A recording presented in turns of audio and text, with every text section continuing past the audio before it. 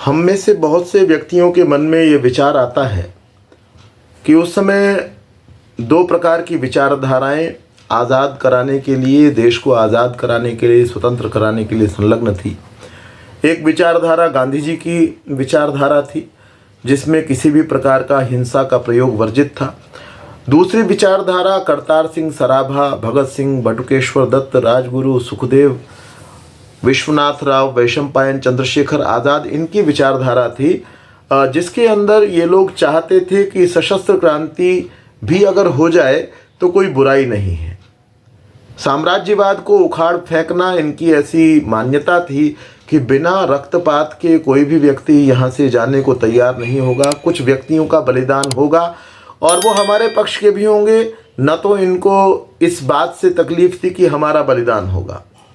ये लोग स्वयं बलिदान देने के लिए तैयार रहा करते थे और दूसरे का भी अगर रक्त गिर जाए, कोई बुरा व्यक्ति है उसको मार दिया जाए और वो मार्ग में बाधक बनता हो, साम्राज्यवाद को उखाड़ फेंकने में बाधक बनता हो, शोषण पर आधारित व्यवस्था को उखाड़ फेंकने में जो बाधक बनता हो, उसको भी यदि समाप्त कर दिया जाए तो इसमें भी इनको कोई परेशानी नहीं थी। इस विचारधारा के कारण से रोलेट एक्ट का विरोध किया जा रहा था और विरोध का नेतृत्व जहां जिस स्थान पर लाला लाजपत राय के द्वारा किया जा रहा था, वहां उस विरोध के चलते सैंडर्स और स्कॉट के द्वारा, उनके आदेशों के द्वारा और उनके द्वारा खुद लाठी चार्ज करने से ताबड़तोड़ लाठियों को बरसाने थे। लाला लाजपत राय की उन लाठियों के कारण से मृत्यु हो गई। कुछ दिन के बाद में ऐसी भीषण चोटें उसमें थीं। मृत्यु होने के बाद में सैंडर्स को मार दिया गया।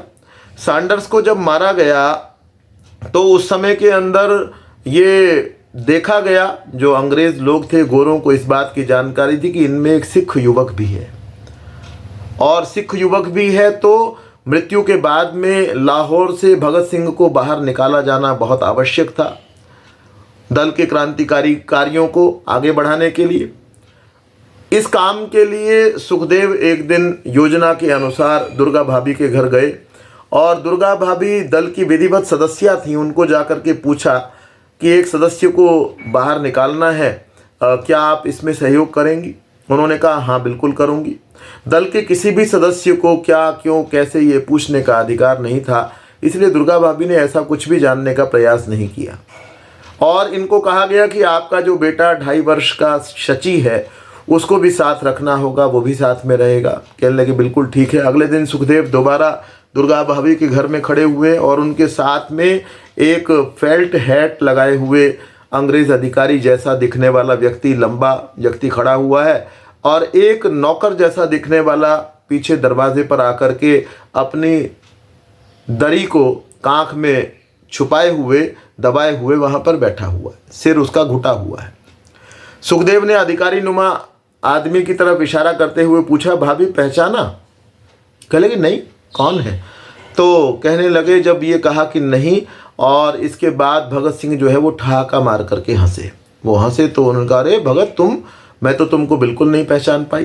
खैर ये निश्चय हुआ कि रात्रि हम यहीं पर रुकेंगे और सुबह उठ कर के जो पहले से ट्रेन बुक कर ली गई है उस ट्रेन के अंदर यात्रा करते हुए कलकत्ता और लखनऊ की तरफ हम लोग बढ़ चलेंगे।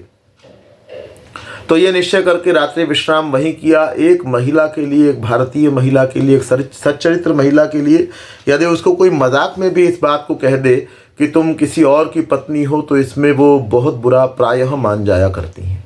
लेकिन यहाँ पर भगवती चरण बोहरा की पत्नी को ये अभिनय करना था बहुत लंबे समय तक, एक पूरा दिन, एक पूरा रात्रि ये अभिनय करना था कि मैं जैसे एक दूसरे व्यक्ति की पत्नी हूँ। और उन्होंने बड़े अच्छी प्रकार से उस अभिनय को किया। क्यों कर पाए? क्योंकि उनके मस्तिष्क में एक ही उद्देश्य था कि हमने अपने देश को किसी भी तरीके से स्वतंत्र कराना है। तो अगले दिन सुबह एक तांगा कर लिया गया और तांगे पर बैठने के बाद में उनके मन में ये विचार आया, भगत सिंह के मन में, जो विचार मेरे और आपके मन में भी खूब आया करता है। क्या विचार हमारे मन में आता है कि क्या आम आदमी इस सशस्त्र क्रांति का समर्थक था या नहीं था? क्या सारे के सारे व्यक्ति स्वतंत्रता प्राप्ति से पूर्व गांधीवादी थे? क्या सारे ये मानते थे कि गांधी ही स्वतंत्रता को दिलवा सकते हैं, या इनके भी कुछ समर्थक थे?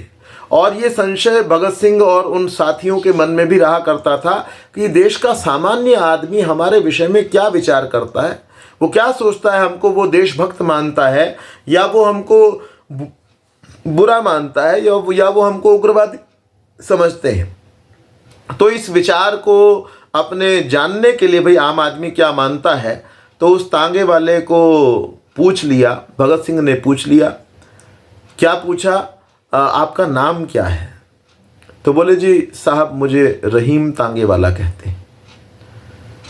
तो कहने लगे आसपास बहुत सी भीड़ दिखाई देती है, पुलिस वाले बहुत दिखाई दे रहे हैं, और ये भीड़ सारी पुलिस वालों की ही है, और कर्फ्यू सा लगा दिखाई देता है, बहुत कम लोग बाहर निकल रहे हैं। तो कहने लगे जी कुछ देश के रणबांकुरों ने एक इंस्पेक्टर को मार दिया है। अब भगत सिंह को तो ये पता था, लेकिन वो सुन रहे हैं देश के रणबांकुरों ने इंस्पेक्टर को मार दिया है, और इसके कारण से ये सारे के सारे 1 लाख रुपए का इनाम घोषित है, उसको प्राप्त करने के लिए सारे पुलिस वाले जो है मारे मारे फिर रहे हैं। उन्होंने बात को थोड़ा सा अलग करते हुए, कहीं रहीम को संशय न हो, परिवार के बारे में रहीम के पूछने लगे, रहीम तुम्हारे परिवार में कौन कौन है? तो रहीम ने बताया कि मेरे परिवार में साहब 6 बेटियां हैं। बोले तुम्हारे परिवार में 6 बेटियां हैं? बोले हाँ जी 6 बेटियां हैं। तो तुम्हारे सिर पर तो बड़ा खर्च है, कैसे उनका विवाह करोगे, कैसे उनकी शिक्षा का प्रबंध करोगे, तो कैसे होगा ये सब? कहने लगे आदमी क्या कर सकता है? रहीम कहता है आदमी क्या कर सकता है, करने वाला तो परवरदिगार है, वही सब कुछ करता है। अब ये सुनने के बाद में फिर भगत सिंह अपनी बात पर आए और पूछने लगे कि यहाँ भी बहुत पुलिस है। रहीम ने ज़रा बेतकल्लुफ़ होकर के बिना ज़्यादा विचार की कह लगे हाँ ये सब घूम रहे हैं, इसी काम पर घूम रहे हैं, ढूंढने में लगे हुए हैं। तो फिर भगत सिंह ने कहा तो एक काम हो सकता है रहीम। बोले क्या हो सकता है? हो ये सकता है कि हम क्यों ना तुम्हारी मदद करें उन व्यक्तियों को पकड़ने में जिन्होंने इंस्पेक्टर को मारा है। 1 लाख रुपए का इनाम तुमको प्राप्त हो जाएगा और तुम अपनी बेटियों की शादी बड़े आराम से कर पाओगे। जैसे ही भगत सिंह के मुंह से ये निकला तो रहीम उचक करके तांगे से नीचे आ गया और नीचे आकर के कहता है साहब आप तांगे से नीचे उतर जाइए, हम आपको नहीं ले जा सकेंगे। भगत सिंह ने कहा कुछ हुआ भी? क्या बात हुई? हमारी गाड़ी को देर हो रही है। कहने लगे बस आप नीचे उतर जाइए, एक वक्त का फाका सही, ऐसी मजदूरी हम नहीं किया करते।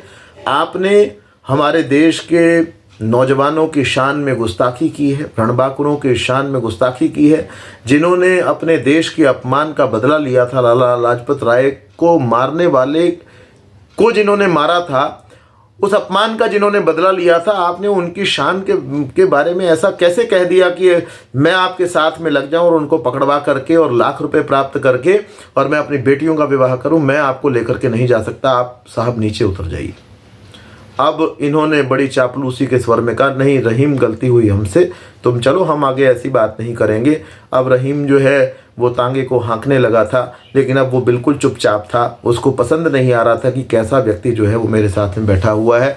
और भगत सिंह को अपनी बात का उत्तर मिल गया था जो वो जानना चाहते थे।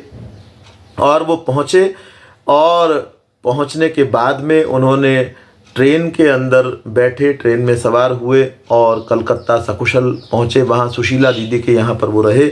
लेकिन हम ये जाने, हम ये बात समझ लें कि उस समय में भी भगत सिंह के बहुत सारे प्रशंसक थे। आम आदमी के हृदय में भगत सिंह और उनके साथियों चंद्रशेखर आज़ाद और सुखदेव राजगुरु, इन सब के प्रति बड़ा सम्मान उस समय के लोगों में था और वो आज तक भी बरकरार है। हम इस बात को देख सकते हैं। आप सभी बहुत ही ध्यानपूर्वक सुन रहे हैं। आप सभी का बहुत बहुत धन्यवाद।